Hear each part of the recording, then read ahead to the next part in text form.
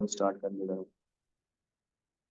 तो इसके साथ साथ फिर हमारे पास क्या होगा कि जो काम हम मिनी प्रोजेक्ट ही करेंगे और वो जो प्रोजेक्ट हमारे पास होगा उसको गेटहब पे या गेटहब के साथ साथ गेटहब क्या होती है उसकी उसमें प्रोजेक्ट हम क्रिएट कैसे करते हैं, प्रोजेक्ट को डिप्लॉय कैसे करते हैं, वो भी देखेंगे। और एट द एंड हम एक और चीज़ देखेंगे जिसको हम AWS या हेरो की या पाइथन एनीवेयर, ये तीन चार प्लेटफॉर्म है जहाँ आप अपना कोड डिप्लॉय करते हैं। तो वहाँ पे हम अपना कोड डिप्लॉय करना भी सीखेंगे। ठीक है, तो ये ओवरऑल हमारे पास 24 क्लासेस होती है। अच्छा, जो हमारे पास फ्रंट एंड के बच्चे थे उनको ऑलरेडी पता भी है कि हम जो चीज़ स्पेशली थ्योरेटिकल काम के लिए यूज़ करते हैं वो हमारे पास है W3 स्कूल। तो W3 स्कूल जो हमारे पास होता है इसको हम थ्योरेटिकल चीज़ों के लिए यूज़ करते हैं। थ्योरेटिकल से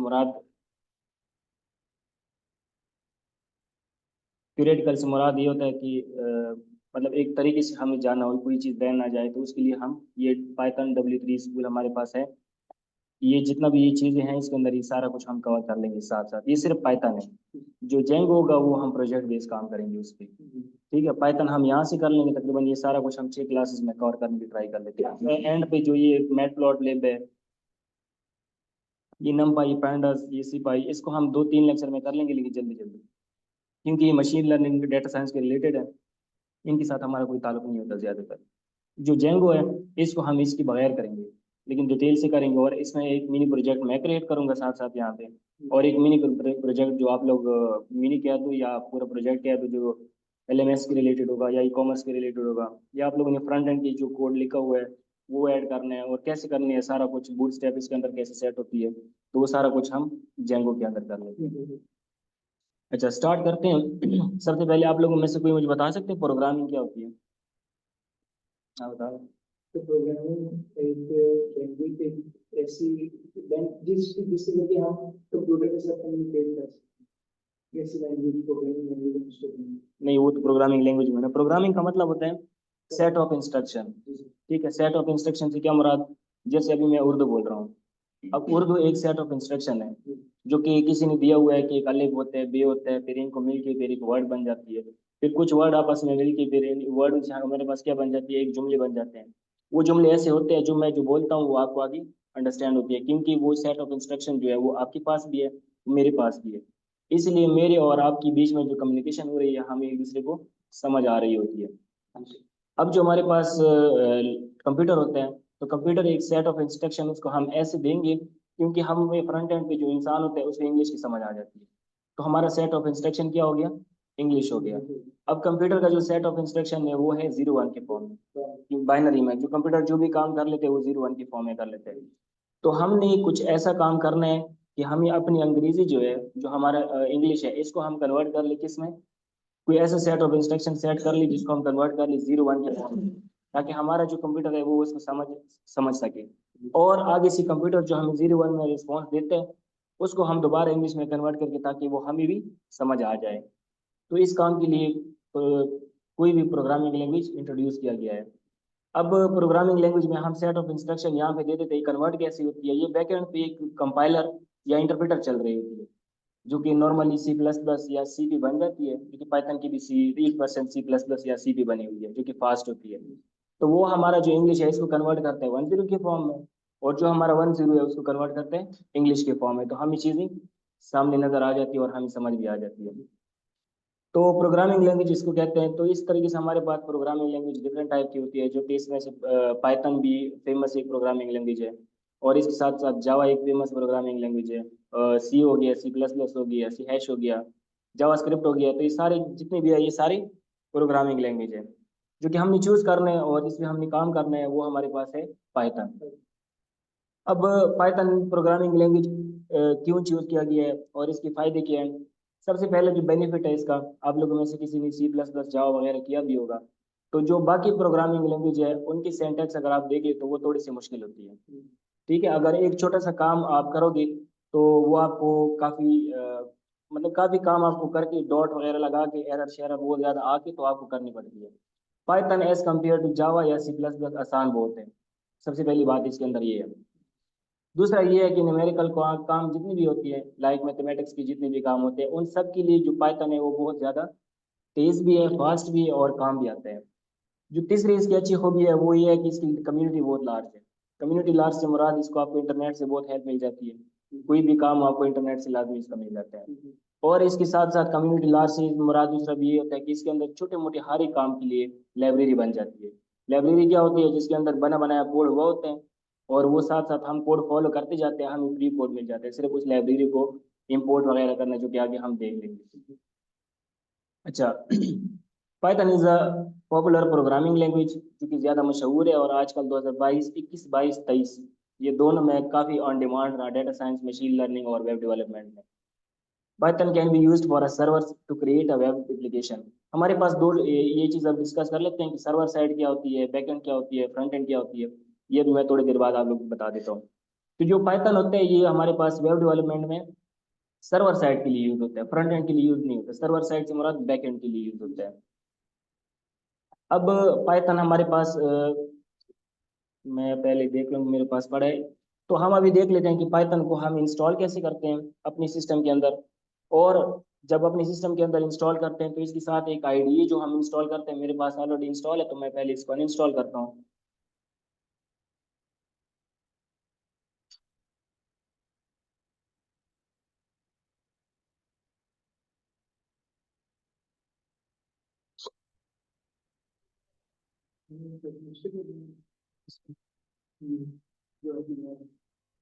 नहीं, वीएस कोड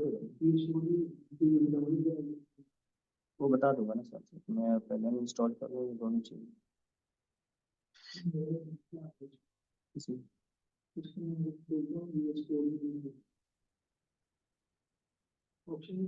वो इंस्टॉलेशन में आपने किया होगा, दोबारा इंस्टॉल करना पड़ेगा। इस पर इंस्टॉल कर मैं जो भी बताता हूँ साथ साथ।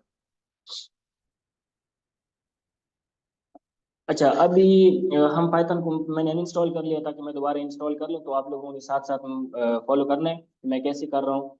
और पाइथन की इंस्टॉलेशन स्पेशली जो बेसिक लोग होते हैं ना, बेसिक मतलब जिन्होंने बिल्कुल बेसिक लेवल से अभी स्टार्ट किया हो, तो उनके लिए पाइथन में कभी कभी इंस्टॉलेशन में और साथ साथ पाइथन को चलाने में कभी कभी इशू आ जाती है। तो आप लोगों ने पहला काम ये करना है, अगर किसी ने इससे पहले पाइथन में कोई काम किया हो, तो पाइथन का कोई वर्जन, जैसे अभी मेरे पास वर्जन चल रहा है 3.1 2.0, अगर आपके पास 3.9 कोई चल रहा है, 3.8 कोई चल रहा है, या 3.10 है, तो उनको आपने अनइंस्टॉल पहले लाजमी करना है। नहीं तो ये आपके पास दोबारा कभी इंटरप्रेटर का मसला आएगा, कभी कोई मसला आएगा। तो पहले सारे पाइथन जितनी भी आपके पास है उसको अनइंस्टॉल करके उसके बाद उसको रीइंस्टॉल, जो जो मैं बताऊंगा स्टेप, उस हिसाब से उसको करना है। एक और बात है हमारे पास, हर एक प्रोग्रामिंग लैंग्वेज को लिखने के लिए, जैसे कि हम कोई नोट्स लिखते हैं तो उसके लिए हमारे पास एक रजिस्टर चाहिए होती है और एक पेंसिल चाहिए होती है। तो उसको लिखने के लिए हमें रजिस्टर, यहाँ पे भी लिखने के लिए आपको कोई रजिस्टर लाजमी चाहिए होती है, जिसको हम कहते हैं आईडी।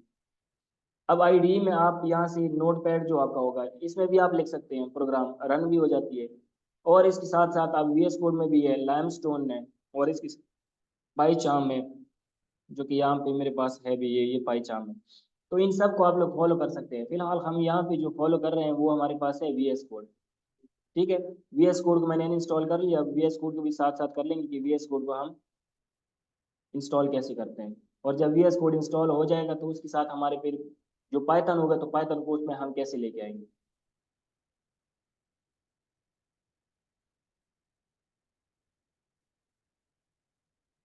अच्छा, एक हमारे पास होता है विजुअल स्टूडियो कोड, एक हमारे पास होता है वीएस कोड। ये वाला जो है ना, विजुअल स्टूडियो, ये यूज होता है सी प्लस प्लस या सी हैश वगैरह के लिए, थोड़ा सा हैवी सॉफ्टवेयर है। विजुअल स्टूडियो डॉट माइक्रोसॉफ्ट वगैरह, ये भी माइक्रोसॉफ्ट का है, ये भी माइक्रोसॉफ्ट का है। ये वाला जो है ये पर्पल कलर का होता है, इसको आपने इंस्टॉल नहीं करना। जो आपने ये वाला जो होगा ना, ये नजर आ रहा होगा आप लोगों को, ये आप लोगों ने इंस्टॉल नहीं करना, क्योंकि ये C plus plus C hash वगैरह के लिए यूज होते हैं, काम करेगा इधर भी, लेकिन थोड़ा सा हैवी सॉफ्टवेयर है, हमने इस पर यूज नहीं करना। आप लोगों ने करना है ये वाला इंस्टॉल। तो यहाँ पे एक बात याद रखना कि जो काम आप एज अ डेवलपर करते हो ना, तो हर इस चीज़ की, जैसे मैंने पाइथन की कम्युनिटी की बात की है, HTML की अपनी कम्युनिटी होती है, जावास्क्रिप्ट की अपनी कम्युनिटी होती है, जो जो कम्युनिटी होती है ना, अपनी चीज़ उस कम्युनिटी से ही डाउनलोड करनी। नहीं तो वायरस भी आ सकती है, आपका कोड वगैरह हैक भी हो सकता है, कुछ भी हो सकता है आपके लैपटॉप वगैरह के साथ। अब ये www.codevisualstudio.com ये इसका ऑफिशियल वेबसाइट है, यहाँ पे हम जाते हैं। और यहाँ से ये विंडो, अगर आपका विंडो है विंडो से कर ले, अगर किसी का मैकबुक वगैरह है तो यहाँ से मैकबुक के ऑप्शन आ जाती है, और यहाँ से सिंपल इसको डाउनलोड कर ले।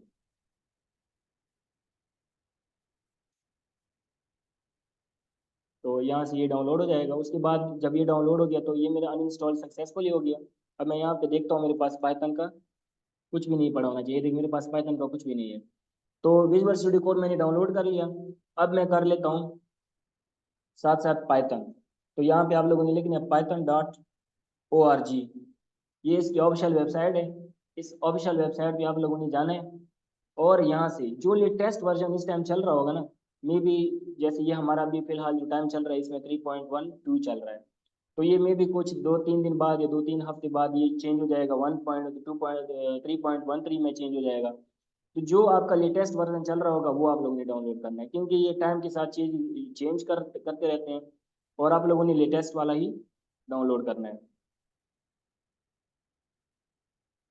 तो हम यहाँ पे जाते हैं डाउनलोड, और यहाँ से 3.12 ये मैंने ये भी डाउनलोड कर लिया। अब दो चीज़ें हमारे डाउनलोड पे लग गई है। अब इन दोनों चीज़ों को हमने इंस्टॉल भी करनी है अपने सिस्टम में, और फिर देखना है कि VS कोड के अंदर पाइथन यूज़ कैसे होगा, चलाएंगे उसको कैसे।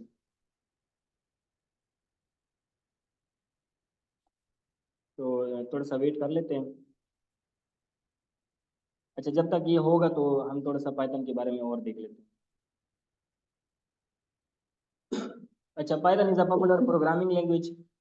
ये इसका बंदा है जिसने इसको बनाया था। नॉर्मली इसका जो नाम है ना, वो पाइथन पाइथन हम शाम को कहते हैं। ये शाम से ही कुछ क्रिएट किया गया था 1991 में इसने।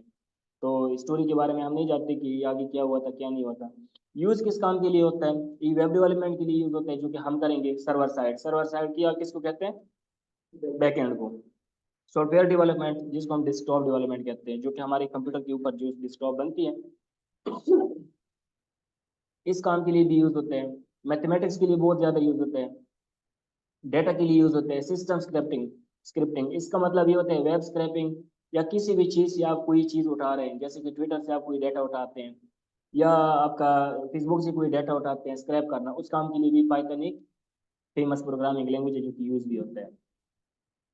पाइथन हम क्यों यूज़ करते हैं, ये मैंने आपको अभी बता दिया कि वेब डेवलपमेंट वाला काम कर सकते हैं, वर्क फ्लो को आसान रख लेते हैं। ये तो थोड़ा बहुत जो चीज़ें लिखी गई ना, ये आप लोग एक दफ़ा पढ़ लेना। पाइथन क्यों यूज़ करना है, क्योंकि ये तीनों के साथ मतलब जितनी भी है, विंडो, मैक, लिनक्स, रेस्पबेरी पाई वगैरह जितने भी होते हैं, सबके पास एडजस्टेबल है, सबके पास काम कर सकते हैं। सिंटैक्स इसका बिल्कुल सिंपल है, जैसे इंग्लिश लैंग्वेज की होती है सेम उस तरीके से सिंटैक्स होती है।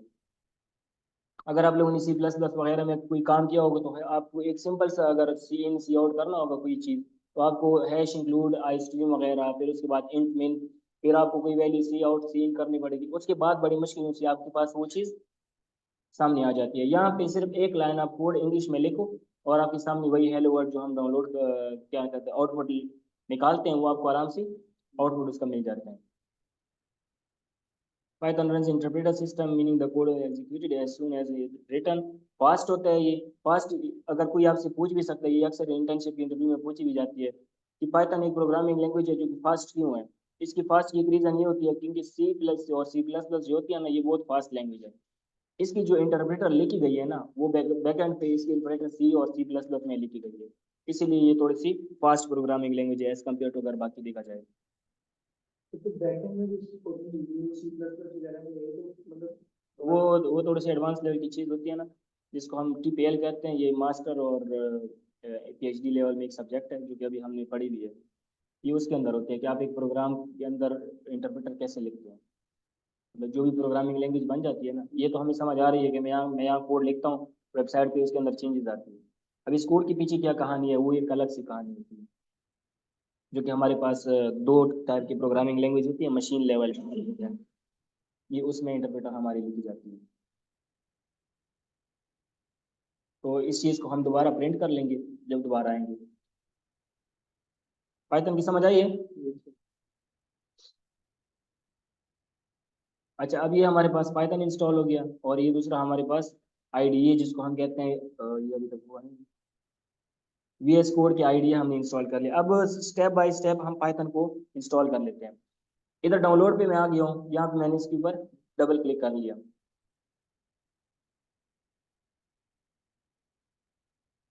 ये मैंने इसके ऊपर डबल क्लिक कर लिया। अब मेरे पास यहाँ पे जो ऑप्शन आ जाती है ना, ये किसी ने बोलना नहीं है। अगर ये आप भूल गए ना, add Python .exe to path, to path का मतलब ये होता है कि जो यहाँ से आप पाथ इसको प्रोवाइड कर रहे हैं, लाइक C में इंस्टॉल हो रहा है, D में इंस्टॉल हो रहा है, कहाँ पे इंस्टॉल हो रहा है।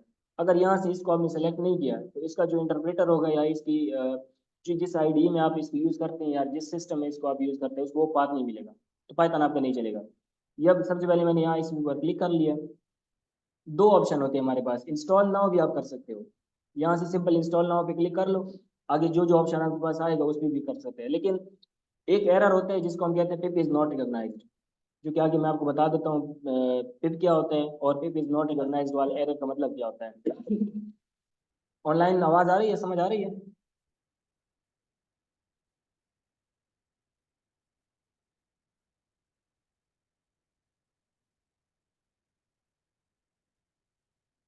जी जी सर, आ रही है।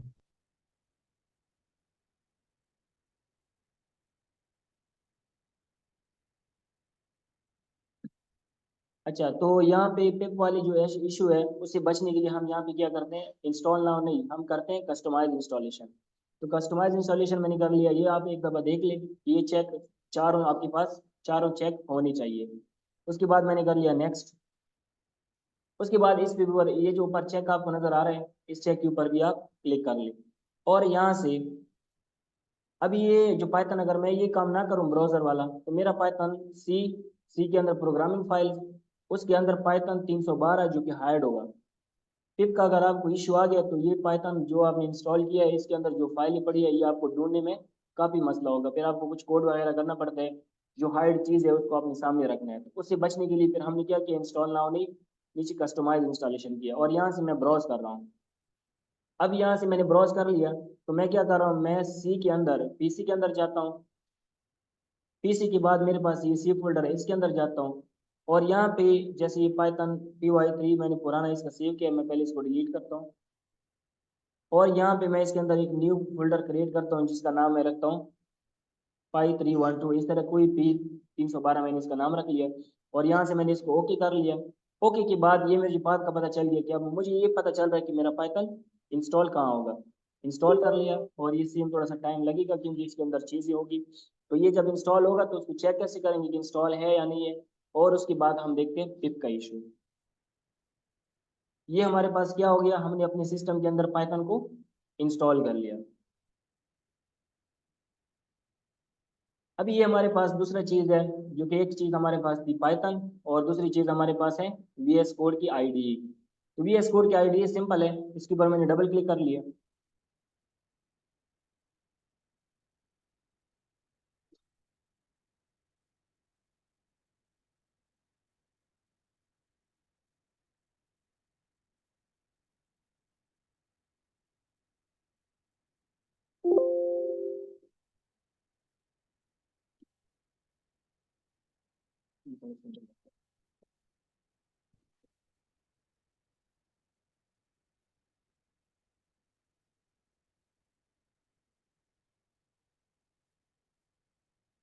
अच्छा, ये हमारे पास आईडी है।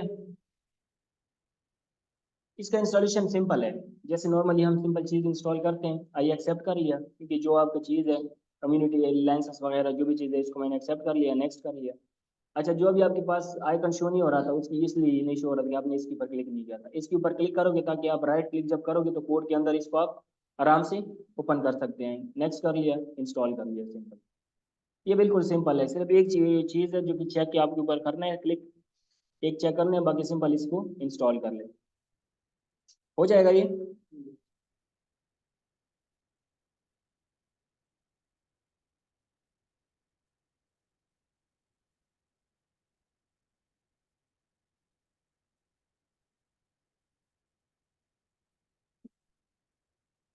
जी सर, हो रहा है डाउनलोड। ठीक है, और पाइथन इंस्टॉल भी कर लिया। जी सर, कर लिया।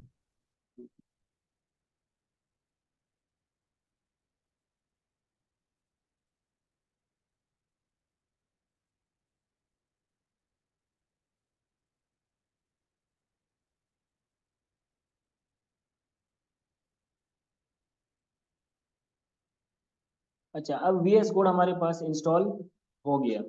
तो ये एक स्ट्रक्चर है VS कोड का, ये हमारे पास एक स्ट्रक्चर है VS कोड का। तो मैं इस चीज़ को पहले ओपन कर लेता हूँ क्योंकि पुराना कोई कोड चल रहा है मेरा।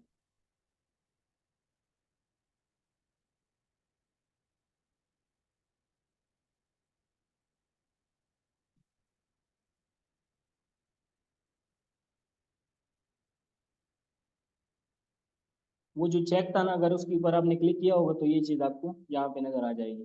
तो मैंने इस फोल्डर के अंदर VS कोड को खोल दिया।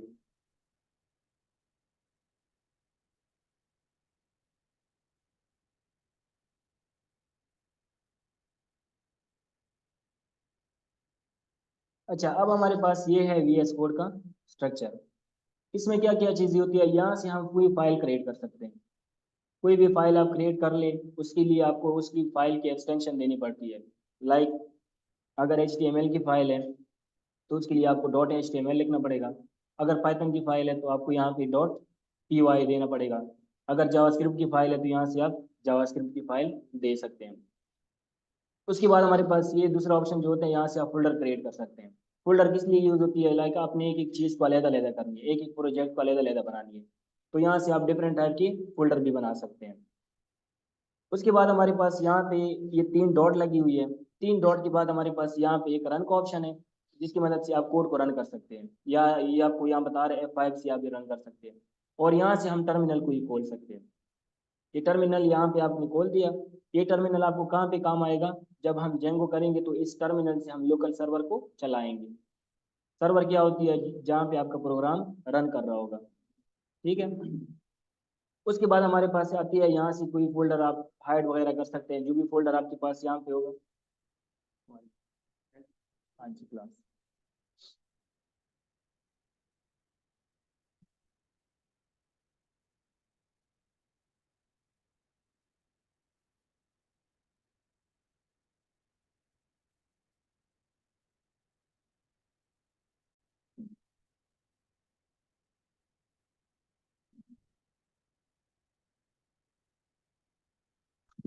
अच्छा, तो ये हमारे पास है VS कोड, और ये इसका स्ट्रक्चर है। हम इसकी बात करें तो यहाँ से टर्मिनल होते हैं कोई भी, तो इस टर्मिनल की मदद से हम क्या करते हैं, लोकल सर्वर जो हमारे पास होगा उस सर्वर को रन कर लेंगे।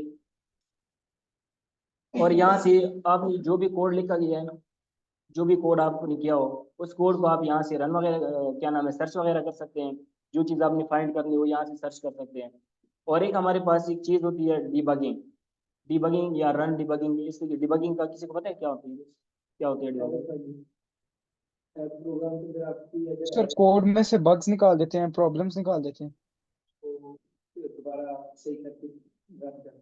नहीं, एरर और बग्स में क्या फ़र्क होता है? सर एरर में बग में करके बग जो है वो जिसका रोलिंग माइनस वैल्यू होती थी, गार्बेज वैल्यू है और एरर हमारे सिंटेक्स और डिबगर। हाँ, एरर की मदद से आपका इंटरप्रेटर रोक जाता है। कोई भी एरर आपके सिस्टम में हो या आपकी कोड में कोई भी एरर हो ना, उसकी मदद से आपका इंटरप्रेटर स्टॉप कर लेता है, आगे आपका कोड रन ही नहीं होता। अच्छा, ऑनलाइन आप लोगों को आवाज़ आ रही है? जी जी सर आ रही है। पहले तो आप लोग खत्म हो गई, उसी से ज्वाइन कर लेना दोबारा। क्या चीज़ सर? मैंने कहा ये 45 मिनट इसकी पूरे हो गए ना, तो न्यू लिंक आएगा, उसी से ज्वाइन कर लो। Okay sir.